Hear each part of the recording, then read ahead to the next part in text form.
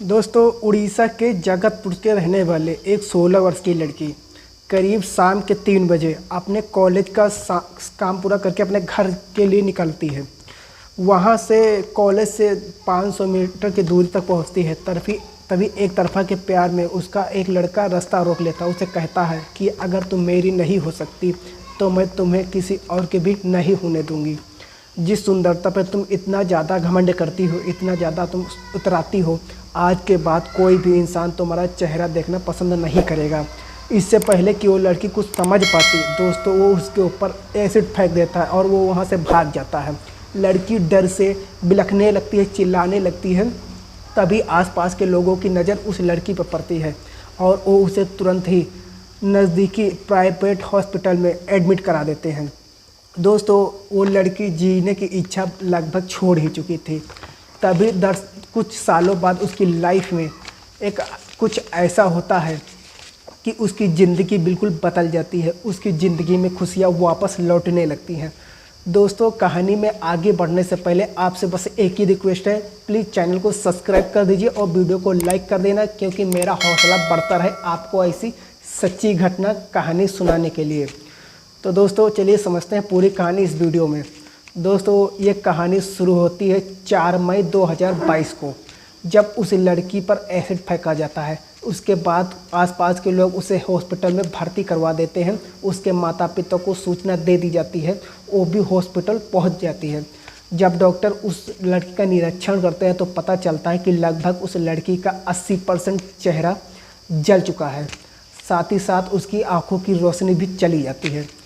लगभग 9 महीने तक उस लड़की का इलाज करता है और उस दौरान उसके माँ बाप उस लड़की को उसकी लाइफ में वापस लाने के लिए, उसे नॉर्मल करने के लिए हर संभव प्रयास करते रहते हैं। जो उनके पास जमा पूंजी होती है वो सारा पैसा अपने लड़की के इलाज में खर्च कर देते हैं।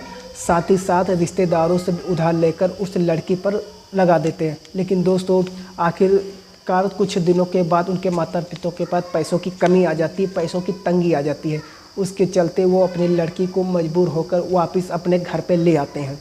दोस्तों, करीब 2-3 साल बाद वो अपने घर पर बेड पे पड़ी रहती है। अपने लाइफ को, अपने जीवन को कोसती रहती है कि मैंने आखिर ऐसा क्या गुनाह किया था जो भगवान ने मुझे ऐसी सज़ा दी। दोस्तों, वो बेड पर पड़ी पड़ी आंसू बहाती रहती है, ना तो किसी से बात करती, ना ही ढंग से खाती पीती।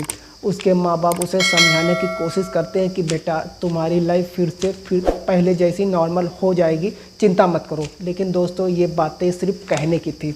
वो लड़की भी जानती थी कि उसके माँ बाप भी जानते थे कि ये सिर्फ कहने की बातें हैं, पहले जैसा नॉर्मल कुछ भी नहीं हो सकता। आखिरकार उसके माँ बाप को अपनी बेटी की इतना ज़्यादा तरस आता है, वो उसको ऐसी हालत में नहीं देखना चाहते, तो बहुत ज़्यादा मेहनत करते हैं। तकरीब 3 साल के बाद वो पैसा इकट्ठा करते हैं। उसके बाद वो फिर अपनी बेटी को एक प्राइवेट हॉस्पिटल में लेके जाते हैं। उसे एडमिट करने के अगले दिन उस हॉस्पिटल की नर्स एक लड़के को उसके पास लेकर आती है। जो लड़का एक दवाइयों की बहुत बड़ी कंपनी में एक काम करता था, बहुत अच्छी जान पहचान होती है और वो दवाइयों का विशेषज्ञ गुप्त था। उस लड़के का नाम सौरभ साहू होता है और दोस्तों, उस लड़की का नाम प्रमोदिनी रांगनी होता है, जिसे उसके घर में उसके माता पिता प्यार से रानी कहते थे। दोस्तों, लड़का जब उस लड़की को देखता है, उसकी हालत को देखता है, तो उस पर तरस आ जाता है। शायद उस लड़की ने बहुत ज़्यादा अच्छे कर्म किए होंगे, जिसके चलते वो लड़का उस तक पहुंचा। दोस्तों, जो लड़का होता है वो हर रोज़ उस लड़की का हालत का जायज़ा लेता है, डॉक्टरों से डिस्क्रिप्शन करता और अच्छी से अच्छी मेडिकल डॉक्टरों से रिकमेंडेशन करता, ताकि उस लड़की का बेहतर इलाज हो सके। दोस्तों, इस दौरान उस लड़की ने उसके माता पिता की भी हेल्प भी की और उस लड़की से घंटों बातें करता। उसकी बातें सुनकर उस लड़की में इतना ज़्यादा इंटरेस्ट हो जाता है, जो कि लड़की पिछले 5 साल से बेड पर पड़ी अपनी ज़िंदगी काट रही थी, वो अपने पैरों पर खड़ी हो जाती है। अपने माँ बाप का सहारा लेकर वो थोड़ा बहुत चलने लगती है। हॉस्पिटल में दोबारा 4 महीने रहने के बाद उसके माँ बाप वापस अपने घर ले जाते हैं और वहाँ पर वो लड़का अक्सर उसके घर मिलने के लिए जाया करता था। उसकी जो कंडीशन होती थी, उसकी हालत में सुधार हुआ या नहीं हुआ, उसकी हालत में सुधार हुआ या वैसा ही है, उसका जायज़ा लेना वो हर रोज़ उसके घर पर जाया करता था। उसके माँ बाप से घंटों बातें करता था। जिस लड़की के रिश्तेदारों ने, जिसके माता पिता के रिश्तेदारों ने उनसे मुंह मोड़ लिया था, आखिरकार एक अनजान लड़का उस लड़की की इतनी ज़्यादा हेल्प कर रहा था जो किसी भगवान से कम नहीं था।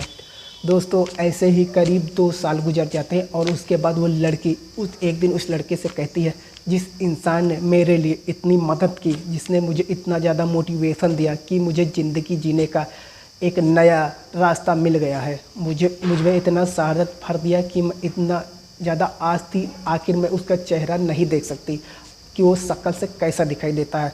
तभी दोस्तों वो लड़का वो उससे कहता है कि तुम चिंता मत करो, मैं अक्सर डॉक्टरों से तुम्हारी बातें करता रहता हूँ। जिस दिन भी मुझे कोई ऐसा डॉक्टर दिखाई देगा जहाँ पर तुम्हारी आँखों का इलाज हो सके, मैं तुम्हें वहाँ पर भेज दूँगी। जब भी मेरी कोई मीटिंग होती है मैं डॉक्टरों से तुम्हारे बारे में डिस्कस ज़रूर करता हूँ। दोस्तों उस लड़की को अब कोई भी ज़्यादा साहस आ जाता है। आखिरकार वो दिन भी आ जाता है जब उस लड़की को पता चलता है कि दिल्ली में एक सर्जरी के द्वारा उस लड़की की आंखों की कुछ रोशनी वापस आ सकती है। आखिरकार वो लड़का 2016 में उस लड़की के माता पिता और उस लड़की को ट्रेन में दिल्ली के लिए रवाना कर देते हैं। लड़की के माँ बाप लड़की को दिल्ली के लिए लेकर निकल पड़ते हैं। तभी लड़की जो होता है वो सौरभ साहू जो होता है वो रानी के पास कॉल करता है। उसमें उसका मोबाइल में नेटवर्क नहीं होता, उसे टेंशन होने लगती है। थोड़ी देर बाद वो फिर वापस कॉल करता है तो कॉल वो उठा लेती है। दोस्तों जैसे वो कॉल उठाती है तो वो कहता है कि तुम ठीक तो हो और जब दिल्ली तुम पहुंच जाओ तो मुझे कॉल करके ज़रूर बताना। दोस्तों वो लड़की कहती ठीक है, हम जैसे ही दिल्ली पहुंचेंगे तुम्हें कॉल करके ज़रूर बताएंगे। दोस्तों आखिरकार 3 दिन के सफ़र के बाद वो दिल्ली पहुंच जाते हैं। उसके माता पिता उसे दिल्ली के हॉस्पिटल में भर्ती करवा देते हैं।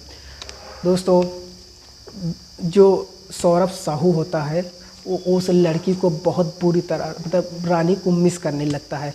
उसे ऐसा लगने लगता है कि जैसे उसकी ज़िंदगी का कोई हिस्सा गायब हो चुका हो। उसे ना तो खाने पीने का कोई मन लगता, ना उसे अपनी जॉब करने में उसका मन लगता था। वो बहुत ज़्यादा अच्छे फील करने लगता है और उसे समझने में ज़्यादा देर नहीं लगती कि शायद वो उस लड़की से बहुत ज़्यादा प्यार करने लगा है। तभी 14 जनवरी 2023 को उस लड़की के पास कॉल करता है और कॉल पर ही बगैर कुछ सोचे समझे उसे प्रपोज़ कर देता है। उसे शादी के लिए कहता है कि मैं तुमसे बहुत ज़्यादा प्यार करता हूँ, शायद मैं तुम्हारे बगैर रह नहीं सकता। दोस्तों उसकी बात सुनकर वो लड़की वो उससे कहती है कि मुझे आंखों से दिखाई तक नहीं देता और मेरा चेहरा भी अब पहले जैसा नहीं रहा। लेकिन दोस्तों वो लड़का कहता है कि मुझे तुम्हारे चेहरे और तुम्हारी आंखों से कोई लेना देना नहीं, मुझे तो तुम्हारी बस दिल से मतलब है।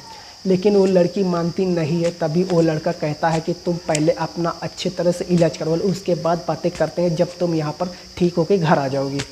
दोस्तों आखिरकार डॉक्टर उसका ऑपरेशन कर देते हैं, सर्जरी कर देते हैं। उसके बाद भगवान की दया से उस लड़की को 20% से ज़्यादा दिखाई देने लगता है। उसके माँ बाप खुश हो जाते हैं, कम से कम हमारी लड़की थोड़ा बहुत तो अब देख सकती है। लड़की बहुत ज़्यादा उत्साहित हो जाती है। जो लड़का उसकी लाइफ में एक भगवान के तरफ प्रकट हुआ, आखिरकार वो उसका चेहरा देख सकती, उसका शक्ल सूरत देख सकती है कि वो देखने में कैसा लगता है। दोस्तों उसके माँ बाप उसको लेकर उसको उड़ीसा आ जाते हैं और लड़का उससे मिलने के लिए उसके घर पे आता है। जैसे वो उसके सामने आके खड़ा होता है, रानी को अब सौरभ साहू दिखाई देता है तो अब उसके तरफ दौड़ते हुए उसके गले लग जाती है, बुरी तरह रोने लगती है। तभी उसे तसल्ली देता है, कोई बात नहीं, सब कुछ नॉर्मल हो जाएगा, आज तक इतना हुआ है तो आगे चलकर और ज़्यादा अच्छा ही होगा। तभी उसके माता पिता जो उस लड़की की मम्मी होती हैं वो उसके लड़के के लिए चाय लेकर आती हैं। वो वहाँ पर बैठकर चाय पीने लगता है। तभी जो लड़का होता है उसके मम्मी पापा से कहता है कि रानी के मम्मी पापा से कहता है कि आंटी अंकल अगर आपको कोई एतराज़ ना हो तो मैं आपकी लड़की के साथ शादी करना चाहता हूँ, मैं उससे बहुत ज़्यादा प्यार करने लगा हूँ। दोस्तों इतनी बात सुनते ही जो लड़की के मम्मी पापा होते हैं उनकी आंखों में आंसू आ जाते हैं। उस लड़के के सामने हाथ जोड़ लेते हैं और कहने लगते हैं कि बेटा आपकी हमारी सर पर इतने ज़्यादा एहसान हुए कि हम उसे उतार नहीं सकते हैं।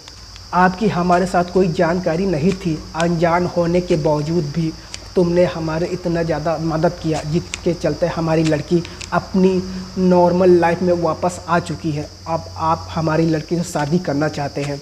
बेटा ये एहसान हम ज़िंदगी भर नहीं भूल पाएंगे। जबकि तुम्हें पता है कि हमारी बेटी का चेहरा अब पहले की तरह नॉर्मल नहीं रहा, उसकी आंखों की रोशनी भी अब केवल 20% से ज़्यादा ही है। अब तुम्हारा एहसान हम ज़िंदगी भर ही नहीं उतार पाएंगे। हम तुम्हें अपने एहसानों की बोझ तले इतना दम मत दबाओ बेटा, प्लीज़।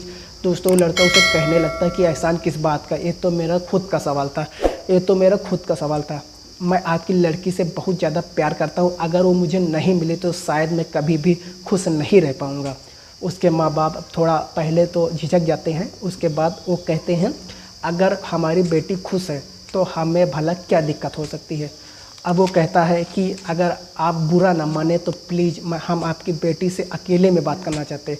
वो अपनी बेटी रानी और सौरभ साहू को वहाँ पर अकेला छोड़ देते और तभी वो उसे कहते हैं कि मैं तुमसे प्यार करता हूँ, तुमसे ही शादी करना चाहता हूँ। मुझे तुम्हारी शक्ल में और तुम्हारी आंखों में कोई इंटरेस्ट नहीं है, चाहे तुम्हें दिखाई देता हो या ना दिखाई देता हो, मैं लेकिन तुमसे ही प्यार करता हूँ। जब तुम यहाँ से चली गई थी तो मुझे जो फील हुआ, शायद मुझे ज़िंदगी में इससे पहले कभी भी ऐसा फील नहीं हुआ है।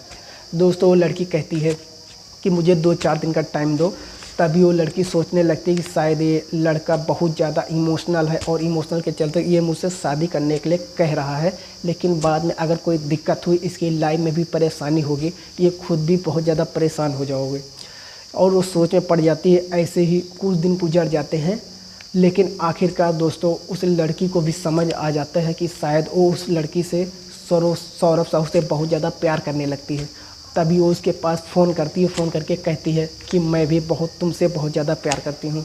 दोस्तों लड़के की खुशी का ठिकाना नहीं रहता। वो तभी उसके घर पे आता है और लड़की की सगाई के लिए एक डेट फिक्स कर देता है, वो भी 14 फरवरी वैलेंटाइन डे का दिन, 14 फरवरी 2024 का दिन। एक कैफ़े बुक किया जाता है, उस कैफ़े में रिश्तेदारों को बुलाया जाता है, लड़की की तरफ से लड़के की तरफ से, और बहुत ज़्यादा धूमधाम के साथ वो एक दूसरे को बधाइयाँ देते हैं और आखिरकार उनकी सगाई हो जाती है। और सगाई होने के बाद वो अपनी लाइफ में बिल्कुल नॉर्मल हो जाते हैं। लेकिन दोस्तों अब उनकी केवल सगाई ही होती है, अभी उन्होंने शादी नहीं की है। आखिर उधर लड़की अपनी लाइफ में व्यस्त हो जाती है और लड़का अपनी लाइफ में व्यस्त हो जाता है। कभी कभी लड़का उसके घर पे मिलने आता है तो कभी कभी लड़की वहाँ पर मिलने चली जाती।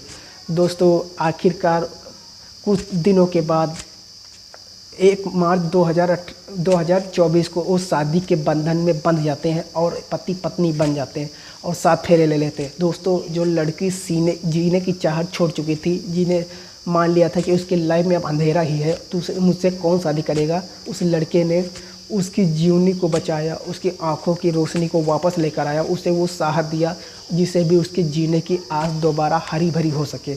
शायद ऐसा लड़का दुनिया में हज़ारों में एक ही पैदा होता है। दोस्तों कमेंट करके आप हमें ज़रूर बताएं कि आपको ये कहानी कैसे लगी। मैं आपका कमेंट का वेट ज़रूर करूँगा।